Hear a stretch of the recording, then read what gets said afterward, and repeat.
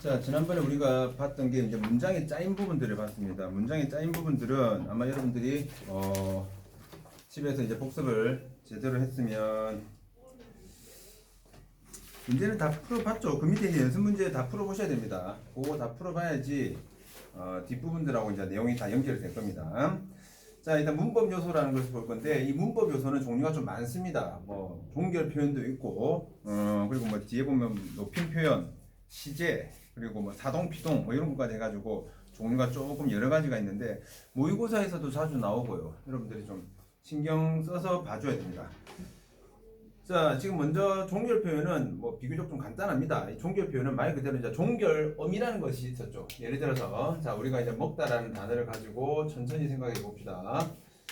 자, 여기서 이 다가 무슨 의미가 됩니까? 제일 마지막에 들어가는 어미를 우리가 종결어미라고 이야기를 한단 말이죠. 종결어미. 그죠? 그러면 다 같은 경우는 당연히 어떤 문장이야? 평서문이 되는 거죠. 평서문.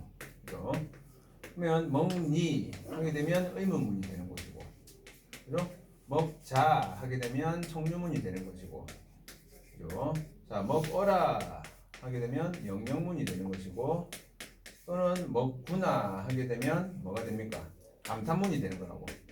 그래서 여기 나와주고 있는 이 종결어미, 이걸 우리가 종결어미라고 합니다. 문장을 끝맺는 어미라고 해서 종결어미라고 하는데, 이 종결어미를 통해서 뭐가 결정된다? 이런 식으로 어떤 문장의 형식, 문장의 종류라고도 하죠. 문장의 종류가 이 결정이 된다는 거, 그 이야기를 지금 여기서 지금 해주고 있는 겁니다. 그래서 지금 종결 표현에 지금 평서문에서 격식체와 비격식체 요 이야기가 나와주고 있는데, 얘는 사실은 높임법에서 더 많이 쓰이는 부분들입니다. 격식체와 비격식체는. 그래서 요거 신경 쓰지 마시고 제가 알려준 대로 이 종결 표현이라는 것은 이 종결어미라는 걸 통해서 결정이 되는데, 이 종결어미를 통해서 이런 5가지의 문장의 종류가 결정이 된다. 자, 요 포인트만 기억을 좀 해두시면 됩니다. 자, 여러분들이 조금 주의 깊게 봐야 될 것은 62쪽에 보시면 2번의 의문문 있죠. 자, 요 의문문에서 자, 의문문의 종류가 여러 가지가 있네요. 자, 의문문을 보세요. 자, 설명 의문문, 판정 의문문, 수사 의문문이 있습니다. 자, 얘네들의 어떤 개념을 다 아셔야 됩니다. 설명 의문문은 보시는 것처럼 오늘 점심에 무엇을 먹을 거니 하는 것처럼 말 그대로 질문을 하는 겁니다. 질문. 거기에 대해서 뭔가 어떤 해설을 해줘야 되는 부분이 설명 의문문에 해당되고, 판정 의문문은 예, 아니오입니다. 예, 아니오. 이 물건이 네 거니? 라는 것은 판정 의문문이 되는 거죠. 이해했습니까? 예, 아니오로 답할 수 있는 거. 자, 다시 한 번 더 말씀드립니다. 이 설명 의문문과 판정 의문문은 나중에 여러분들 고전문법에 들어가게 되면 더 많이 쓰이게 됩니다. 더 많이 쓰이게 되니까 개념들은 확실하게 알아두세요. 설명 의문문과 판정 의문문. 자, 그 다음에 수사 의문문이라는 게 나옵니다. 수사 의문문은 여러분들 서리법 생각하시면 됩니다. 책을 봐야지, 책을 봐야지. 수사 의문문은 서리법입니다. 서리법. 여러분들 누가 그것을 모를까? 얘는 몰라서 물어보는 게 아니죠. 그죠? 이런 서리적 표현, 서리법에 해당되는 게 수사 의문문에 해당됩니다. 다 알아두셔야 됩니다. 기본적으로 의문문의 종류는 요거는 그대로 그렇게만 보시면 되겠고요. 자, 오른쪽으로 가봅니다. 63쪽을 볼게요. 자, 63쪽에서는 여러분들이 제일 밑에 참고에 나와주고 있는 거 요것만 좀 보도록 하겠습니다. 자, 문장의 종류와 기능이라는 게 있습니다. 문장의 종류와 기능. 자, 예를 잠깐 볼게요. 자, 옆에 앉은 사람에게 오늘 날씨가 정말 춥다. 자, 춥다로 끝났으니까 얘는 평서문이야. 하지만 이 기능은 뭐냐 이거죠. 문장의 종류는 평서문이지만은 기능은 뭐 창문을 좀 닫아 달라는 요청, 그죠? 명령의 어떤 의미가 있더라는 거죠. 그죠? 그리고 그 옆에 우체국에 어떻게 가는지 아니라고 물어봤습니다. 자, 여기서는 의문문이지만은 기능은 뭐다? 역시나 요청이라는 거죠. 어떻게 가는지 알려달라는 것을 가르쳐 달라는 요청에 해당되는 부분이라는 겁니다. 그죠? 자, 그래서 그 밑에 보시면 연습 문제에서 2번이 나와주고 있죠. 2번. 여기 좀 애매하긴 한데요. 자, 예에서 잠깐 봅니다. 자, 버스에서 사람이 가득 찬 상황에서 좀 내립시다 라고 했습니다. 뭐뭐 합시다는 전부 다 청유문입니다. 뭐뭐 합시다는 청유문. 자, 그런데 이 말은 같이 내리자는 말 아니잖아. 그죠? 이 말은 옆으로 좀 비켜달라 이 말이죠. 자, 그래서 어떤 명령의 의미가 있다. 이렇게 이야기를 하는 겁니다. 1번도 마찬가지입니다. 조용히 좀 하자. 뭐뭐 하자니까 이게 뭡니까? 문장의 형태는, 종류는 이제 청유문인데, 기능은 뭐, 조용히 해라. 라는 거죠. 뭡니까? 명령이 되는 거죠. 사실은 이 명령하고 요청이 뭐 같은 개념으로 비슷한 개념으로 가셔도 뭐 사실은 뭐 상관은 없습니다. 따지고 보면 다거든요. 그 밑에 봐봐. 우리 여기서 좀 더 기다릴까? 의문문이지만은 기능은 뭐 요청으로 하면 되겠죠. 자, 그대로 다 적어두세요. 자, 그 다음에 손님한테 여기 따뜻한 커피입니다. 이 말은 뭐야? 뭐뭐입니다니까 평서문이지만은 뭐야? 이제 커피 나왔으니까 빨리 갖고 가라 이 말이라고. 그죠? 빨리 갖고 가라. 이것도 역시 어떤 명령 이렇게 보시면 되겠죠. 모자 좀 벗어 주실 수 있습니까? 자, 의문문이지만은 역시나 뭐 벗어 달라라는 거잖아요. 이것도 명령에 해당되겠죠. 자, 이리 와서 약 먹자. 이것도 뭡니까? 뭐뭐 하자니까 청유문이지만은 역시 기능은 명령이다. 그래서 명령하고 요청은 좀 비슷합니다. 비슷한 개념으로 가주시면 되고 보다시피 문장의 종류와 기능이 반드시 일치하는 것은 아니다. 자, 이쪽으로 초점을 맞추시면 되겠습니다. 나머지는 뭐 어려운 게 없기 때문에 바로 넘어가겠습니다. 자, 그러면 우리는 여기에 나와주고 있는 높임 표현부터 보게 될 건데요. 높임 표현은 여러분들이 다 시험에 중간 요걸 이제 1학기에 치는 학교도 있고 지금 2학기에 치는 학교도 있고 좀 그렇습니다. 물론 이제 모의고사 같은 경우에서는 뭐 전체적으로 다 나오니까 기본적으로 알고 있어야 되는데, 자, 높임법의 종류는 세 가지가 있습니다. 보는 것처럼 주체, 상대, 객체 세 가지가 있다는 거죠. 그죠? 자, 일단은 자, 이거 보세요. 첫 번째로 지금 주체 높임에 대해서 이야기를 하는데, 자, 주체 높임이라는 것은 우리가 정의가 뭐냐라고 물어본다면 말 그대로 서술어의 주체를 높이는 겁니다. 서술어의 주체를 높이는 걸 우리가 주체 높임이라고 이야기를 해요. 그죠? 자, 그러면 이 주체 높임을 실현하는 방법이 있겠죠. 그죠? 자, 이것을 실현하는 방법을 조심해서 보셔야 됩니다. 자, 첫 번째. 자, 먼저 주격조사라는 게 있습니다. 품사에서 다루었던 부분인데, 주격조사가 뭐가 있냐면 뭐뭐 깨서가 있어. 깨서. 아버지 깨서 이런 식으로. 그죠? 깨서가 붙으면 전부 다 주체 높임에 해당됩니다. 이런 필요 없나? 야, 국어 하는 사람의 기본 자세가 안 되는데, 그게? 국어 하는 사람의 기본 자세가. 응? 국어가. 우리는 다른 수업처럼 이렇게 떠들고 욕을 할 수가 없는데, 그지? 자, 주격조사 깨서. 자, 두 번째, 높임 선어말음이라는 게 있습니다. 높임을 나타내는 선어말음이. 높임 선어말음이. 이 선어말음이 중에서 시. 자, 시. 자, 내가 지금 이렇게 짝대기를 두 개 붙이고 있습니다. 선어말음이는 양옆에 뭐가 붙어야 되기 때문에 짝대기 두 개가 붙습니다. 지금 머릿속에서 선어말음이가 뭐지라고 지금 왔다 갔다 한다면 영상을 다시 보십시오. 영상을 다시 보시고 품사 부분들 다시 공부하셔야 됩니다. 품사에서도 내가 그 용언 부분들 있죠. 거기에서 어말음이 그리고 선어말음이에 대한 이야기가 나와 있습니다. 그걸 보셔야 됩니다. 아시겠죠? 이 학교에서 뭐 선어말음이는 이거야 하고 간단하게 하고 넘어갑니다. 근데 여러분들이 문제를 푸실 때 이 용어를 제대로 모르면 접근을 못해. 문법에서는. 그렇기 때문에 개념을 무조건 정확히 알아두셔야 됩니다. 개념을. 그죠? 그나마 지금이 좋을 때입니다. 지금이라도 개념을 확실하게 알아놓을 수 있도록 하시고요. 자, 이 선어말음이 시와 관련되는 예를 잠깐 들어볼게요. 자, 예를 들어본다면, 예를 들어서 가다라는 단어에서 시가 붙어서 가시다. 이런 경우. 이 경우가 선어말음입니다. 선어말음이 뒤에 있는 어미를 뭐라 하죠? 어말음이라고 합니다. 어말음이. 어말은 제일 끝에 있는 거야. 이 어말음이 앞선자 앞에 있으면 선어말음이. 그죠? 가다에 가시다. 오다에 오시다. 이런 경우가 높임 선어말음이 해당됩니다. 아시겠죠? 주체 높임을 실현하는 방법 중에 하나입니다. 자, 세 번째가 뭐가 있냐면 특수어휘라는 게 있는데, 이 특수어휘를 좀 잘 보셔야 됩니다. 자, 이 특수어휘 어떤 게 있냐면 이런 겁니다. 예를 들어서 계시다. 자, 뭐하고 헷갈리면 안 됩니까? 계시다에 나와 있는 시가 높임 선어말음이 시하고 동일한 게 아니죠. 왜? 기본형이 게다가 아니거든. 게다에서 시가 무슨 게 아니라 계시다 자체가 높임이야. 그죠? 또 어떤 단어가 있겠습니까? 주무시다 같은 경우도 마찬가지죠. 주무시다. 기본형이 주무다가 아니란 말이야. 그죠? 주무시다가 기본형입니다. 이 단어에서 시 자체는 선어말음이 시가 아니라는 거, 이런 것들 꼭 기억을 잘 해두셔야 됩니다. 또 뭐가 있죠? 드시다 같은 경우도 마찬가지겠죠. 그죠? 아버지께서 뭐 진지를 드시다 이런 식으로. 그죠? 자, 이런 어떤 특수 어휘를 통해서 실현하는 경우가 있습니다. 자, 요게 주체 높임이야. 주체 높임. 자, 그런데 이 주체 높임은 종류가 또 있습니다. 자, 종류가 두 가지가 있는데 뭐가 있냐면 직접 높임이라는 것과 그리고 간접 높임이라는 것. 자, 두 가지가 있습니다. 간접 높임. 자, 직접 높임은 말 그대로 스스로의 주체를 직접 높이는 거야. 예를 들어서 아까 우리가 본 것처럼 뭐 아버지께서 아버지께서 뭐 집에 계시다. 이런 말이 있으면 뭐야? 계시다 누가? 아버지를 직접 높이는 거야. 그죠? 근데 간접 높임은 뭐냐면 이 높임의 대상과 관련되는 걸 높이는 거야. 그래서 높임의 대상에 간접 높임의 정의도 외우셔야 됩니다. 신체 또는 소유물 또는 생각 등등을 높이는 거야. 자, 예를 들어서 할머니께서 자, 이가 아프시다. 자, 이런 예문을 보세요. 이가 아프시다. 아프시다의 주어는 뭡니까? 아프시다. 할머니가 아프다면 틀립니다. 뭐가 아픈 거야? 이가 아픈 거야.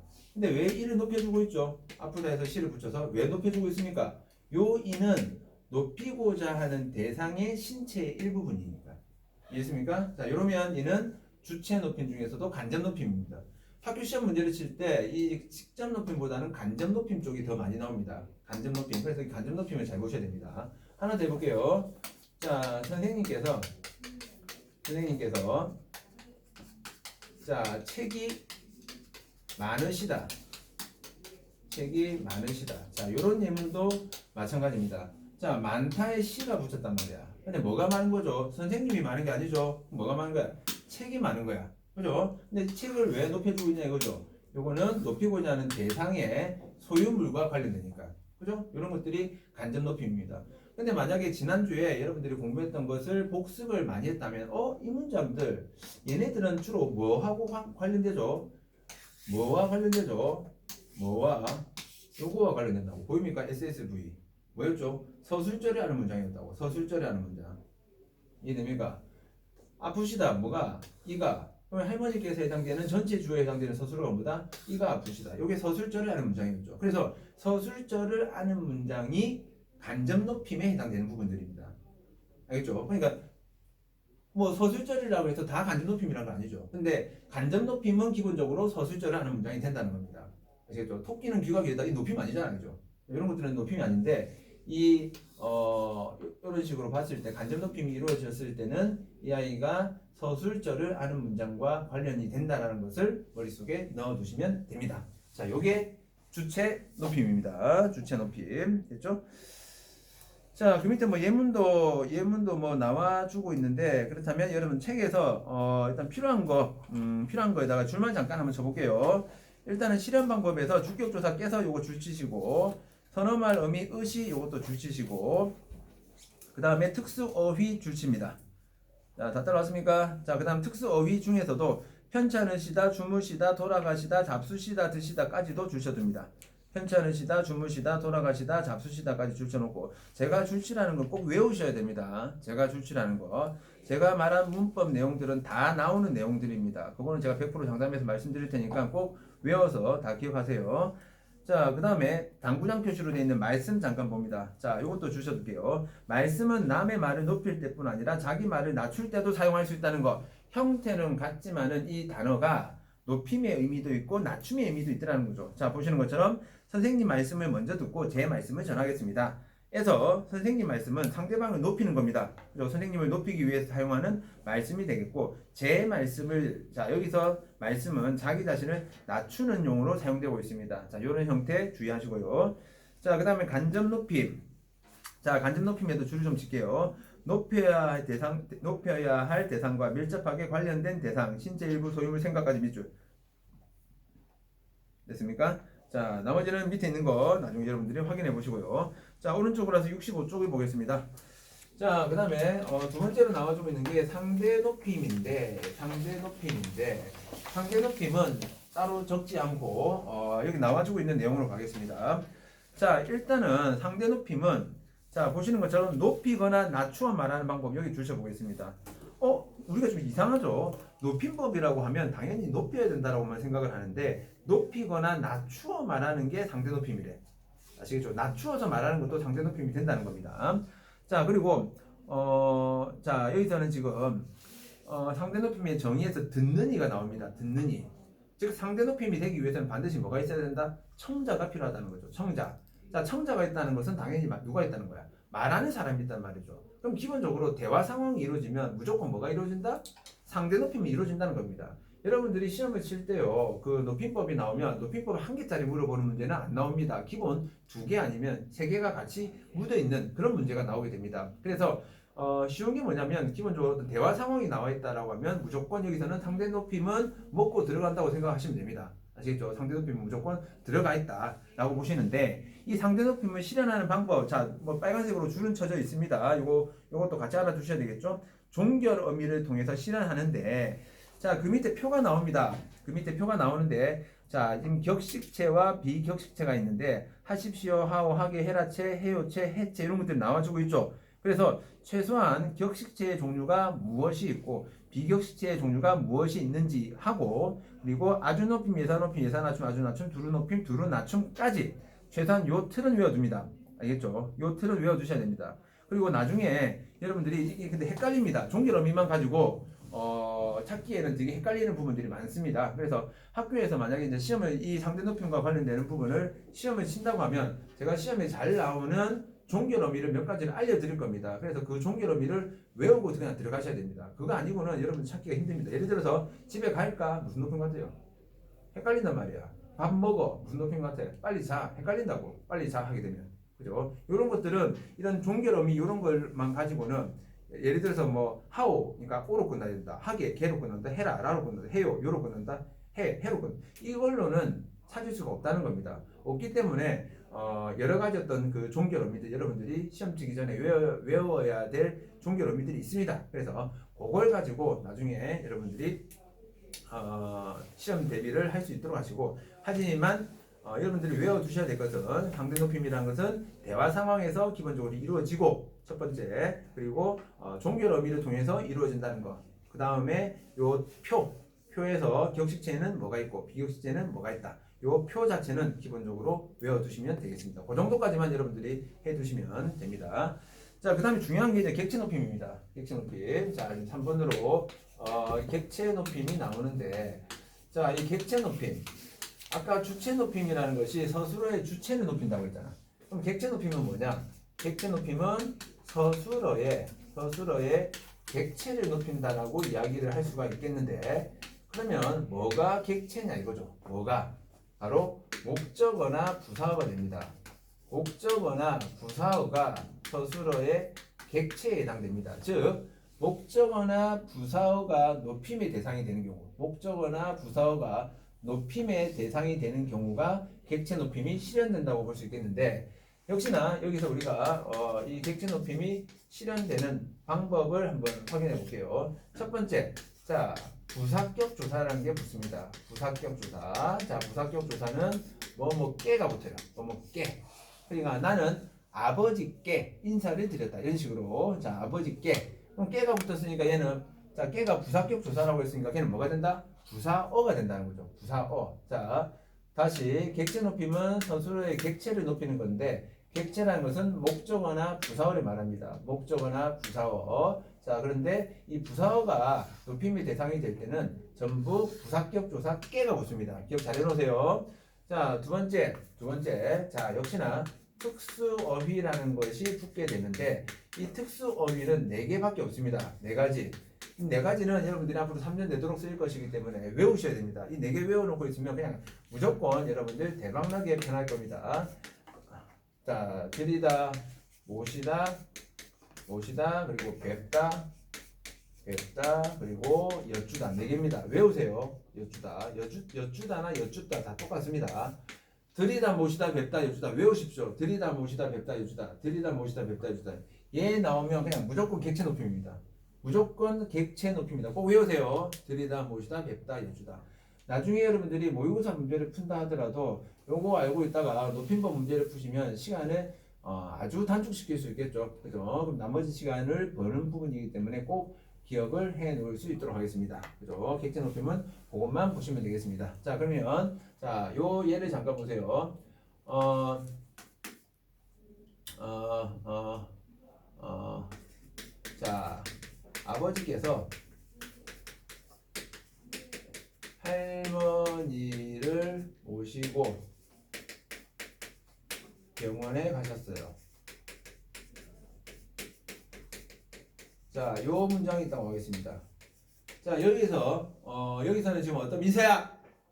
자꾸 잘래? 자꾸 잔다. 응? 자, 여기서 어떤 여기서 어떤 그 높임 표현이 사용되고 있는지, 어떤 높임 표현이, 그리고 아까 했던 실험 방법 중에서 어떤 방법으로 사용되고 있는지, 이걸 생각해 봅니다. 자, 한 10초 정도 드릴게요.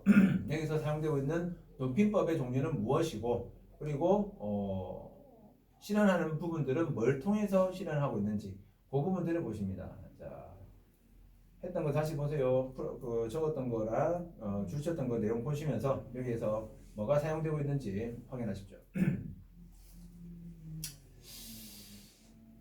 자, 다 됐나? 지아야? 네? 한번 해볼까? 자, 본인이 여기서 어떤 높임이 실현되고 있죠? 음, 객체. 어디에서 객체가 실현되고 있습니까? 50, 자, 좋습니다. 자, 여기에서 객체 높임이 실현되고 있고요. 또 주체, 어디에서요?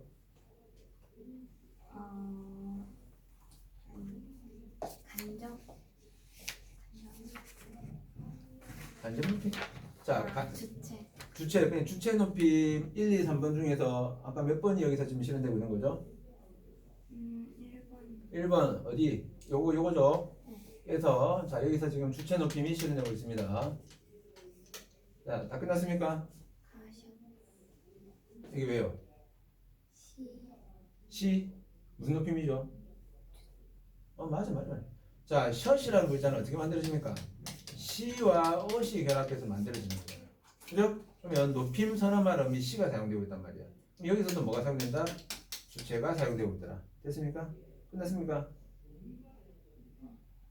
여기까지는 아직 안 보이죠? 자, 병원에 가셨어요라는 것은 누군가에게 하는 말이죠.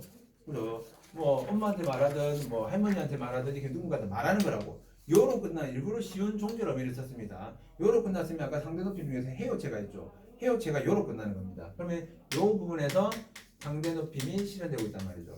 상대 높임이. 자, 요 케이스는 지금 주체 객체 상대가 다 나와주고 있습니다. 주체 객체 상대가 다 나와주고 있고, 다 나와주고 있는 것만 찾는 게 아니라 여기서 이제 뭘 통해서 특히나 이렇게 셔처럼 이렇게 글자가 합쳐져 가지고 안 보이는 경우가 있으니까 이런 것들 주의를 해 두시면 되겠습니다. 알겠죠? 학교 시험 문제에서는 최소 2개에서 3개 정도가 합쳐져 있을 겁니다. 그러니까 그걸 가지고 여러분들이 판단을 좀 해 주셔야 됩니다.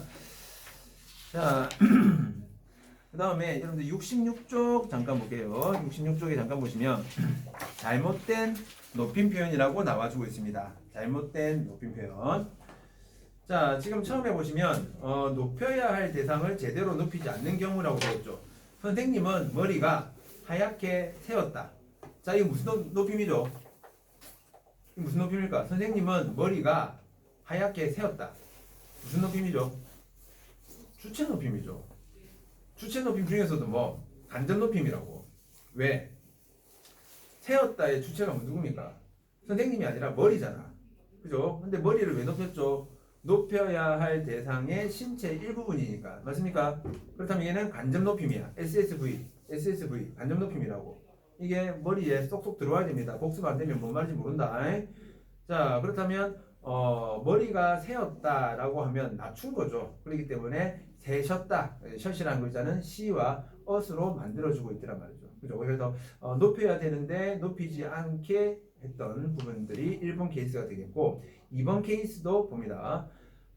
지나친 높임에 해당됩니다. 지나친 높임. 그래서 주문하신 상품은 품절이십니다라는 것은 지나친 높임에 해당된다는 거죠. 그래서 아마 이 상품을 가져가는 고객을 높인다는 차원에서 표현한 부분이지만은 지나친 높임이라서 품절입니다. 이런 식으로 가준다는 거죠.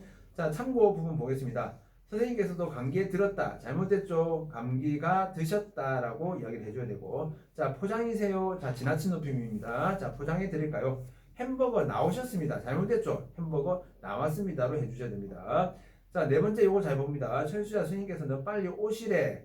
자, 요거 잘못됐어. 잘못됐어. 자, 철수자 스님께서 너 빨리 오래. 맞습니까? 틀렸단 말이죠. 그래서 빨리 오래를 우리가 높임으로 바로 고쳐보라면 대부분 다 오시래 이렇게 한대. 오시래라고 하면 안 되죠. 왜? 오시래 하게 되면 누구 높이는 거야? 철수를 높이고 버리잖아. 그죠? 그래서 오라셔 또는 오라고 하셔로 바꿔 주셔야 됩니다. 자, 그 다음 선생님 말씀이 계시겠습니다 라고 되는데 말씀은 계시는 게 아니죠. 계시다는 뭡니까? 아버지께서 집에 계시다 이런 식으로 해주셔야 되는 거죠. 있으시겠습니다가 맞는 부분이겠죠. 자, 따님 이름이 참 예쁘시네요. 자, 예쁘네요 라고 해야 되겠고 나머지도 뭐 할아버지께서 주는 걸 주시는 걸 할머니께서 자고 가셨다 아니죠? 주무시고 가셨다 이런 식으로 봐주셔야 되겠습니다. 그래서 그 밑에 나와주고 있는 높임 표현들 신경 써서 봐두시도록 하고 어허 뭘 피통 보사라 위에 못 보사라 게요 못 보사라 좋을 거면 앞으로 수업에 들어오지 마라. 응? 우리 그 수업 시간에 좀 뻘짓거리 하는 거는 우리는 용납을 못합니다. 알겠죠? 잘나고 잘 거나 딴짓 할 거면 학원 다니지 말고 혼자서 공부하든지 인강을 듣든지 그렇게 하세요. 분위기 흐리지 말고. 얘기했다. 자, 그 다음에 67쪽 부분에서 보시면 자, 그 다음에 이제 시간 표현입니다. 시간 표현. 자, 이 시간 표현은 어렵습니다. 이 시간 표현이 어려운데 이게 어려운 이유 중에 하나가 아까 말했던 어미라는 거하고 그리고 품사 부분들이 이해가 안 돼 있으면 사실은 시간 표현은 너무너무 어렵습니다. 너무너무. 자, 일단은 시간 표현에서 지금 단순하게 우리가 그걸 보고 이게 과거냐 현재냐 이런 게 중요한 게 아니라 어떤 걸 통해서 과거, 현재, 미래를 결정하느냐는 그런 어떤 요소들을 정하는 게 좀 어려운 부분입니다. 자, 일단은 자, 일단 우리가 이제 말하는 시점, 저 뭐 책에 나와는 있습니다. 자, 말하는 시점이라는 것이 있고, 말하는 시점이라는 것이 있고, 자, 사건이 일어나는 시점이 있습니다. 사건이 일어나는 시점. 자, 이 말하는 시점을 우리는 일단 용어는 다 알고 있어야 되겠죠. 발화시라고 합니다. 사건이 일어나는 시점을, 아니, 말하는 시점을 발화시. 사건이 일어나는 시점은 그렇다면 사건시라고 이야기한다는 거죠.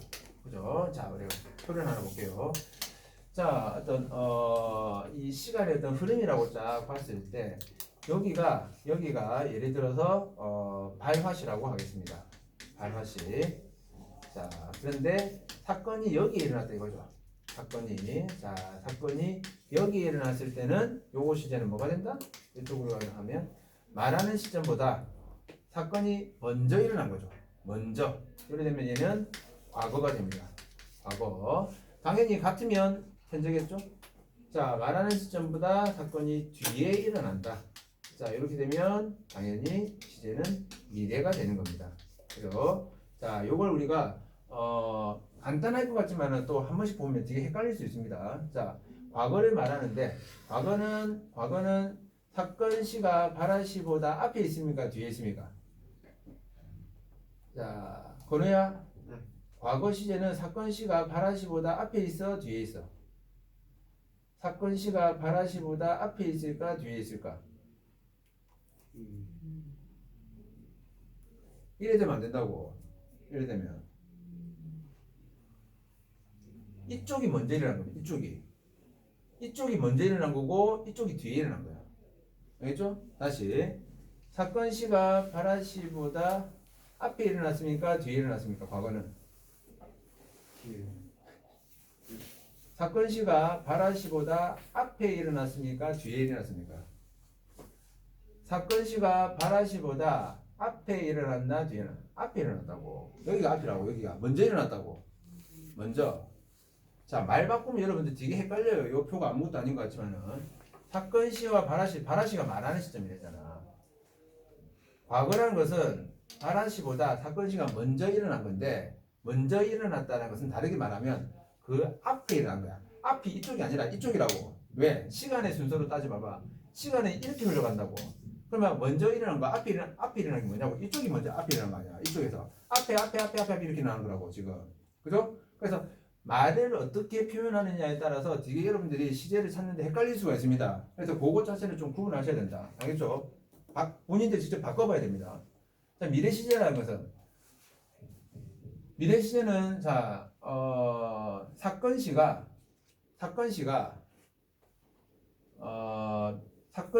바라시보다 뒤에 일어났다. 맞나 틀리나? 맞아. 사건 시가 바라시보다 뒤에 일어났다.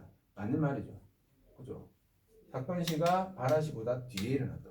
그죠? 자, 이렇게 말을 바꿔보셔야 됩니다. 알겠죠? 말 바꾸는 거 연습해 보세요. 자, 그럼 이거 실현하는 방법이 지금 나와주고 있는데 일단 과거 시제 같은 경우, 자, 과거 시제는 지금 선어말 어미라는 걸 통해서 실현을 하고 있는데 at이나 ot이 있습니다. 자, 예문 보세요. 나는 밥을 먹었다에서 ot이 선어말 어미입니다. 선어말 어미는 내가 그랬죠. 양옆에 뭐가 붙는다고 했습니다. 양옆에 뭐가 붙는다. 그래서 먹다. 자, 이런 사이에 ot이 들어갔으니까 과거를 실현하더라. 자, 그리고 그 밑에는 뭐죠? at ot이나 ot이 있습니다. 자, at ot과 ot은 그 밑에 참고에 나와주고 있죠. 그냥 ot보다 at ot이나 ot은 더 어떤 효과가 있다? 단절의 효과가 있다. 단절. 그죠? 그녀는 예전에 예뻤었다 하게 되면 지금은 아니다 이거야. 그죠? 단절의 효과가 있다는 거. 자, 더도 있습니다. 열심히 하더라의 더. 그죠? 그리고 시간 부사어라는 것이 있네요. 그 일은 어제 끝냈어야 했다라고 되어 있습니다. 자, 그러면 요 예문을 하나 적어볼게요. 자, 다른 예문을 적어볼까? 올해 농사는 망쳤다.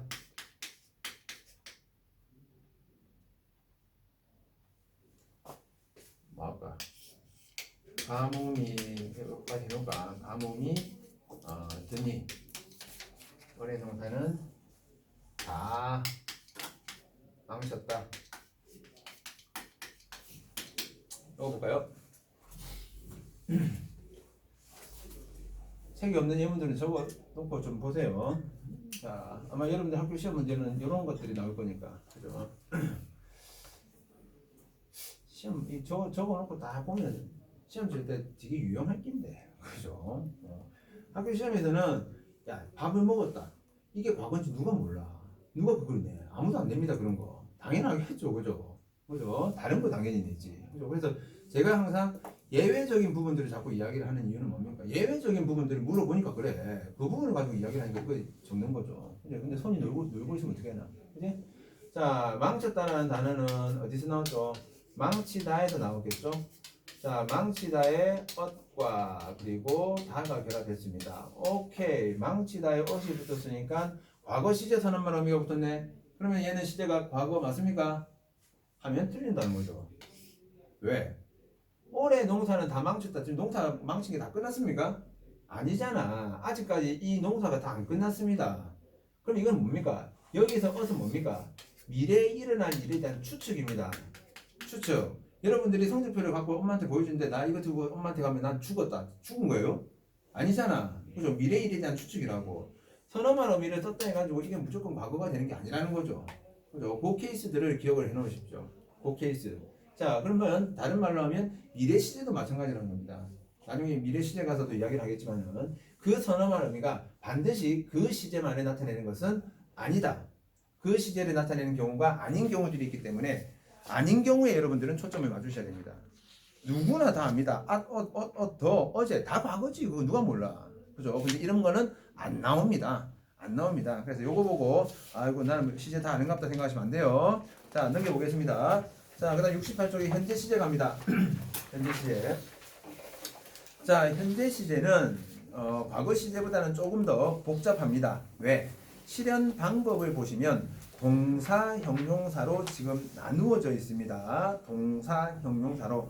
그래서 지금 현재 시제는요. 동사 같은 경우는 선어말 어미 니은이나 는이 붙습니다. 자, 이걸 모르는 친구들은 그 밑에 예문을 보세요.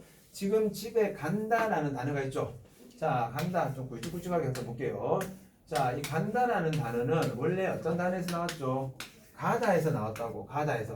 그죠? 자, 그러면 가가 뭡니까? 가다, 가고, 가니. 얘가 어간. 어간을 제외한 나머지가 다 뭐다? 어미. 그죠? 근데 문장의 제일 끝에 묻는 얘를 뭐랬죠? 우리가 아까 어만어미라고 했죠. 어만어미.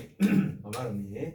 그런데 어만어미 앞에 뭐가 있더라는 거야? 니은이 있더라는 거죠. 그럼 얘가 뭐가 된다? 선어만어미가 됩니다. 이 선어만어미 니은 같은 경우가 뭘 나타낸다는 거죠? 현재를 나타내는데 어쩔 때 반드시 동사여야 된다는 겁니다. 동사여야 된다. 자, 먹다도, 자, 먹는다도 마찬가지죠. 먹는다 같은 경우도 뭡니까? 자, 먹다라는 단어에서 나오겠죠. 그러면 먹다라는 단어에서 뭐가 붙었다? 어말어미 앞에 는이라는 선어말어미가 붙었더라. 그죠? 그래서 선어말어미는 항상 몇 표시? 이런 식의 표시가 되겠다고. 이런 식의. 이런 표시를 함부로 보지 마세요. 선어말어미. 예를 들어서 선어말어미 말고 어말어미 같은 경우는 어말어미는 이렇게만 되어 있습니다. 한쪽만 되어 있습니다. 한쪽만. 그죠? 한쪽만. 예를 들어서 집에 간 친구라고 할 때 이 간에서 보세요. 간이라는 단어에서 이 니은은 뭡니까? 이게 선어말어미입니까? 안 된다고. 선어말어미 니은 아니야? 라고 하면 안 된다고. 왜? 얘는 뭡니까? 간 니은 관계잖아요. 그러니까 얘는 뭐야? 앞에만 붙었다는 거죠. 앞에만. 요런 관계가 되는 거죠. 요 니은하고 저 니은은 서로 다른 니은입니다. 요 니은 같은 경우는 뭔데? 어말어미 니은이고 저 니은 같은 경우는 어말어미 앞에 있는 니은, 선어말어미 니은이란 말이야. 그죠? 다른 개념입니다. 근데 보기에서는 꼭 뭐가 나오는가? 선어말어미 니은을 통해서 또는 어말어미 니은을 통해서 뭐 시제를 실현한다. 이딴 식으로 나오기 때문에 선어말어미와 어말어미를 구분을 해 놓으셔야 됩니다. 이게 구분이 안 되면 보기에서 틀려버려요. 틀려버립니다. 아시겠죠? 자, 현재 시제는요. 선어말어미 니은이나 선어말어미 는을 통해서 실현을 하는데 요게 가능한 경우는 뭐일 때만 가능하다? 동사일 때만 가능하다. 그렇다면 형용사는 보시는 것처럼 뭐라 되어 있습니까? 기본형입니다. 기본형. 아무것도 붙지 않는다고. 그냥 아름답다 자체가 현재형이야. 그녀는 예쁘다. 시제가 뭐지? 라고 물어본다면 현재라는 거죠. 현재. 그죠? 자, 그리고 마찬가지로 시간 부사어가 나와주고 있습니다. 자, 미래 시제도 잠깐 볼게요. 자, 미래 시제에서 실현 방법에 보니까 get이라고 나와주고 있습니다. get이나 re가 나와주고 있는데, 자, 오늘 오후에는 서울에도 비가 오겠습니다. 라고, 자, 지금 여기서, get, 이런 것들을 이야기해주고 있는데, 우리는 시험 문제 제가 100% 장담하는데, 이 get을 물어볼 때는 다른 걸로 물어봅니다. 자, 이 get. 자, get이 다르게 쓰이는 경우가 있다는 거죠. 예를 들어서, 자, 뭐가 있을까? 어떤, 추측. 자, 뭐가 있지? 지금쯤 도착했겠다.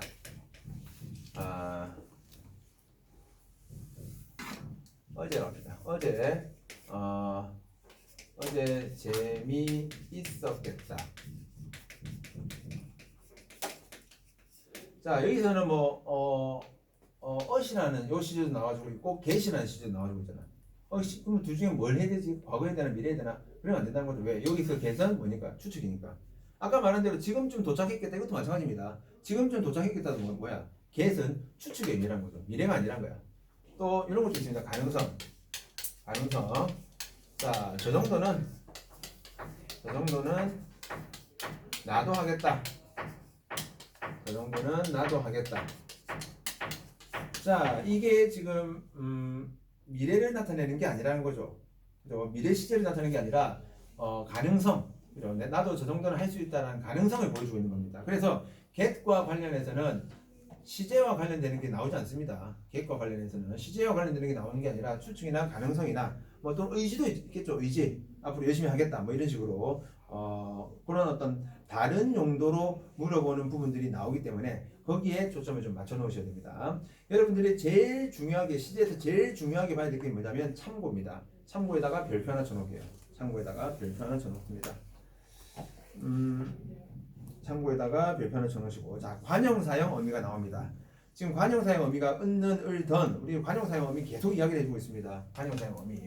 그런데 최소한 여러분들이 요 표 자체는 반드시 외워두셔야 됩니다. 요 표 자체는 꼭 외워두십시오. 자, 그 중에서도 제일 많이 나오는 게 요 아이입니다. 요 아이. 1번으로 나오는 게 요 아이거든요. 그래서 요 아이는 큼직큼직하게 여러분들이 좀 외워주셔야 됩니다. 요게 동사일 때는 과거가 되고요. 동사일 때는 과거가 되고, 얘가 형용사일 때는 현재입니다. 현재. 당연히 어마러미인 경우를 가지고 이야기를 합니다. 어마러미, 은 같은 경우 이 아이가 제일 많이 나옵니다. 제일 많이 나오니까 무조건 기본적으로 이 표현을 다 외우셔야 됩니다. 기본적으로 다 외우셔야 되는데 제일 많이 사용되는 게 요 케이스야. 요 케이스. 그래서 아까 우리가 한 것처럼 자, 집에 간 사람. 자, 이렇게 했을 때 가다에서 니은이 붙었단 말이야. 가다에서 니은. 어마럼이죠? 자, 그렇다면 이 아이는 시제는 뭐다? 동사가 된다. 시제는 과거가 되는 거죠. 그죠? 자, 조심해야 될 거 뭐가 있습니까? 조심해야 될 거. 자, 나는 집에 간다. 요거하고 구분하셔야 되겠죠? 나는 집에 간다. 맞습니까? 왜? 똑같은 니은이지만은 이 아이는 무슨 어미? 어마러미. 그죠? 요 아이는 무슨 어미? 선어마러미. 그죠? 양옆에 가 니은다니까 선어마러미고 요 아이는 어마러미다. 구분하셔야 됩니다. 이쪽으로 구분을 해 놓으시고요. 자, 형용사 같은 경우 뭐가 있습니까? 자, 형용사는 자, 예쁜 그녀는 이라고 이야기를 했을 때 이게 뭐지? 라고 하지 마시고 예쁘다라는 형용사에 니은이 붙었다. 그죠? 예쁘다에 니은이 붙었으니까 역시나 어마러미 니은이 붙었으니까 이 아이는 시제는 현재가 된다더라. 요 케이스들을 기억을 잘 해주셔야 됩니다. 그러면 여러분들이 어디에서 헷갈리게 되냐면 요걸 다 외워놔도 뭐 할 때 망하게 돼? 품사를 모르면 망한다고요. 이게 동사인지 형용사인지 품사를 모르면 결국 이 문제는 틀리게 되어 있습니다. 그래서 품사가 중요한 겁니다. 품사가 쎄 빠져 외웠어. 막 이런 이런 과거 뭐 형용사 뭐 쭉 외웠어. 외우면 뭐해? 동사 형용사 구분을 못 하는데. 그죠? 그래서 이 동사 형용사 구분을 여러분들이 신경을 써서 조금 해 두셔야 됩니다. 자, 그 다음에 나와주고 있는 게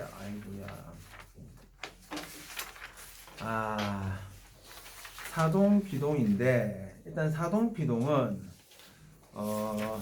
시간이 조금 걸릴 것 같으니까 요거 사동 피동은 일단 다음 시간에 할게요. 다음 시간에 하고 대신에 그 73쪽에 그 부정 표현을 잠깐 보겠습니다. 부정 표현. 자, 이 부정 표현은 간단합니다. 여기서는 부정 표현은 되게 간단해요.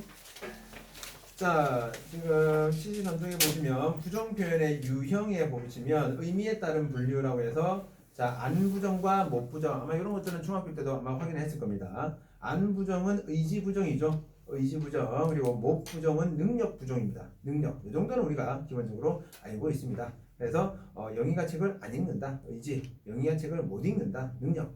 이렇게 되는 거죠. 자, 그리고 말다 부정이라는 게 있습니다. 말다 부정. 그죠? 뭐만 하지 말다. 말다. 말아 이 말이니까.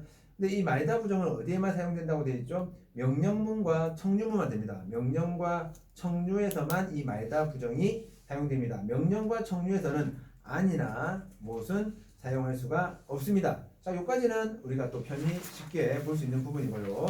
자, 한 장 넘겨서 74쪽 보겠습니다. 자, 참고에다가 별표 하나 쳐놓을게요. 단순 부정에다가 별표 하나 쳐놓겠습니다. 단순 부정. 자, 지금 보세요. 형용사와 일부 동사의 안 부정이 결합했을 때 의지 부정이 아닌 단순 부정을 나타내는 경우가 있다. 단순 부정은 주체의 의지가 개입된 것이 아니라 단순하게 어떠한 상태나 성질이 그렇지 아니하다라는 의미만 지닌다라고 되어 있습니다. 자, 예문에 보시는 것처럼 오늘 비가 안 왔다. 그죠? 비가 안 왔다. 물이 안 시원하다. 이런 것들은 의지가 아니라는 거죠. 자, 그러면 이런 예문을 잠깐 볼게요. 자, 실제로 시험에 나왔던 예문 중에 하나입니다. 자, A와 B가 서로 이제 대화를 나누는 상황이라고 생각을 해보시고요. A가 물어봅니다. 이 오늘 학원 가니? 라고 물어봤어. 그러니까 B가 아니 오늘 학원 안 가. 그러니까 A가 뭐 예를 들어서 왜? 라고 물었어. 그러니까 B가 다시 선생님이 아프셔서 맞나? C 아프셔서 이렇게 얘기를 했어. 이거는 그러면 의지입니까? 이런 거는 의지가 아니죠. 이런 게 단순 부정이 됩니다. 이것도. 그러니까 우리가 주로 이제 단순 부정으로는 우리가 그 예문에서처럼 오늘 비가 안 왔다, 날씨가 안 좋다 이런 것들만을 우리가 단순 부정이라고 생각하는 경우가 있는데 지금 보시다처럼 만약에 나 공부하기 싫으니까 학원 안 가! 이렇게 하면 의지입니다. 그죠? 근데 그게 아니라 대화 상황이 나왔을 때는 대화 상황으로 물어볼 때는 여러분들이 이 문맥의 의미를 파악하셔가지고 이게 어떤 부정인지를 찾아내셔야 됩니다. 문맥의 의미를. 아시겠죠? 그걸 뭐 찾아내게 되면 그냥 단순하게 뭐 아는 의지, 무슨 능력 뭐 이런 식으로만 외우게 되면 이런 문제도 틀려버리게 된다는 거죠. 그죠? 그러니까 이런 것도 조금 주의 깊게 봐주시면 되겠습니다. 아시겠죠? 자, 일단 문법은 일단 여기까지만 해놓을게요. 여기까지만 해놓고